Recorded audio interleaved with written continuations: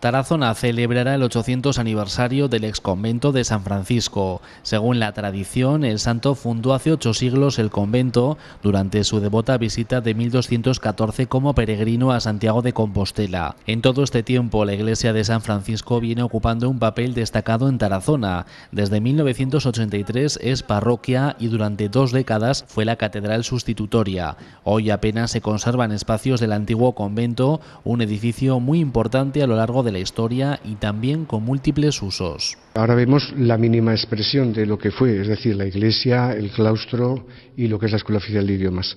Pero era pues una parte, digamos, mínima. Fue un gran convento donde hubo pues muchos frailes.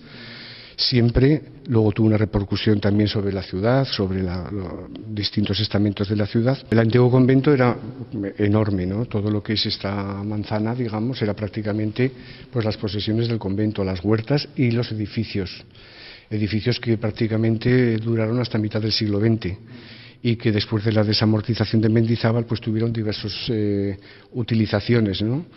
El cuartel de la Guardia Civil, hospital, cuartel de la Policía Municipal, una academia donde se estudiaba bachillerato, incluso magisterio, es decir, incluso viviendas también populares en un momento determinado, pues para personas que necesitaban una vivienda económica, pues el ayuntamiento le facilitaba las pequeñas viviendas que se habían hecho aprovechando todo lo que era el convento. Por lo tanto, lo que ahora vemos, por ejemplo, la Escuela Oficial de Idiomas, pues era una mínima parte, que era prácticamente la biblioteca del convento.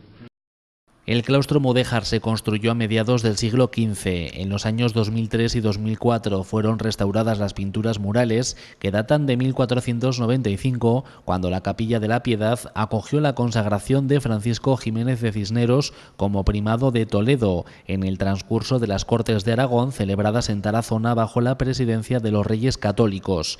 Isabel y Fernando estuvieron en esta capilla. Entonces, en estas Cortes, entre Castilla y Aragón, pues se recibe la bula del nombramiento como arzobispo de Toledo de Cisneros, después era cardenal. Entonces, como seguramente en aquellas épocas pues los conventos eran utilizados pues para que personajes que acompañaban a los reyes vivieran en ellos, pues seguramente Cisneros, que era franciscano, pues estuvo aquí alojado y al recibir esta bula pues es ordenado aquí en esta iglesia obispo. Según la tradición, pues es ordenado en lo que actualmente se conoce como la Capilla de la Piedad, también llamada de Cisneros por esta ordenación, y pues en este lugar participan también los reyes, según la tradición siempre, ¿verdad?, pues en esta ordenación. A mucha gente le llama la atención que un obispo se ordenara en un lugar tan pequeño, pero hay que tener en cuenta que en aquella época las ordenaciones ya de obispo, de sacerdote, pues no era una cosa, digamos, popular como puede ser ahora, sino que era una cosa privada muchas veces. Los obispos de Tarazona han ordenado durante muchos tiempos en la capilla mínima y pequeña de palacio. El acto importante era la primera misa en el caso del sacerdote o la toma de posesión en el caso de los obispos. Entonces, por lo tanto, pues no es tan descabellado, ¿no?, que fuera ese lugar. El exconvento también guarda relación con Fray Bernal Boil, un personaje importante que fue secretario del rey Fernando el Católico, pero que pasa desapercibido. También en aquella época se recibe otro personaje que ha pasado en la historia pues un poco desapercibido, que es Bernal Boil, que es el primer vicario apostólico de América, en el año 95, es decir, 2 años después del encuentro de América, pues el Papa nombra a un vicario apostólico, este Bernal Boil, confesor de Montserrat, del monasterio de Montserrat, ermitaño, confesor del rey Fernando, que recibe también esta bula simultáneamente y parte en el siguiente viaje con Colón a América. Y es un personaje importante, aunque, como digo, pues un poco eclipsado dentro de la historia, ¿no? Historia, arte y religión van a centrar las actividades de conmemoración del 8º centenario que comenzarán en septiembre. El día 14 habrá una procesión extraordinaria del Santo Cristo, como ocurrió hace 50 años. En una de las casas que voy a dar la comunión a los enfermos, pues me presentaron una estampa que en el año 1964, en el 750 aniversario, pues de algunos actos que se habían realizado con motivo de ese aniversario. Y entonces pues pensamos también la posibilidad de nosotros hacer algo, ¿no?, para dar también a conocer, no solamente a celebrar, sino dar a conocer también la importancia de la iglesia de San Francisco. Y entonces, bueno, pues aquellos actos de aquel año 1964 se redujeron prácticamente al día del Santo Cristo, a la exaltación de la cruz, el día 14 de septiembre. Entonces nosotros vamos a comenzar la celebración de este 8º centenario, pues en ese día también, 14 de septiembre, que además es domingo por la tarde. Lo haremos pues con una misa que presidirá el señor obispo y con una procesión que haremos después extraordinaria del Santo Cristo por las calles de la ciudad, que ya en el año 1964 se hizo. Hay que decir que el Santo Cristo normalmente no procesiona salvo el Viernes Santo, en el Santo Entierro, y que, sin embargo, con motivos extraordinarios de la ciudad, por una necesidad o por una acción de gracias, pues han organizado distintas procesiones a lo largo de los siglos con el Santo Cristo.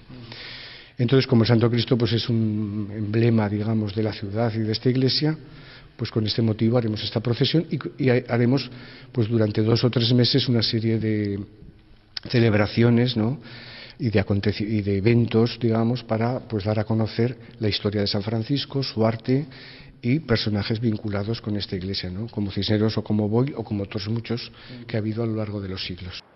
Pero antes, el 5 de septiembre, el claustro mudéjar del exconvento acogerá una interesante exposición sobre las cofradías de Tarazona, siempre vinculadas a esta iglesia. Una cosa muy importante de la iglesia de San Francisco es, desde su creación, pues las cofradías, las hermandades, es decir, los gremios que se han unido a esta iglesia, incluso se han enterrado en esta iglesia y en el claustro.